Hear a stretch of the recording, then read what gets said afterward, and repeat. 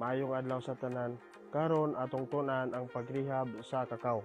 Kung atong makita ang punuan sa kakao karon nga labong na kayo, kinahanglan nga ato siyang i-rehab kay ang mga insekto dili makaduol kay hinlo naman siya para mamulak ug mamungag daghan.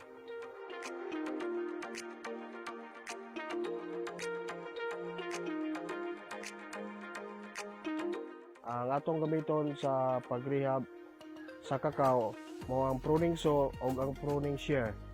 Ang pagsugod sa pagrehab sa ato ang kakao, kinahanglan ang mga gagmay nga salingsing gikan sa punuan kinahanglan nimong kuhaon. Gikan dili lang ingon nga gikan sa ubos padulong na sa taas. Kay mao na siya ginaingon nga dili ka makakita og bulak ug naay mga gagmay nga salingsing sa maong kakao. Pag human mo og kuha sa mga maong salingsing, dito na ka magsugod na kag kating sa maong kakao katong nga dagko na kayong sanga, kinahanglan nga dili nimo patason ang kakao, ikaw maglisod na magkakuha sa maong bunga og imuha pang patason. Girekomendar ang pagrehab sa kakao para makatangamtang kini og igong init ug saktong hangin.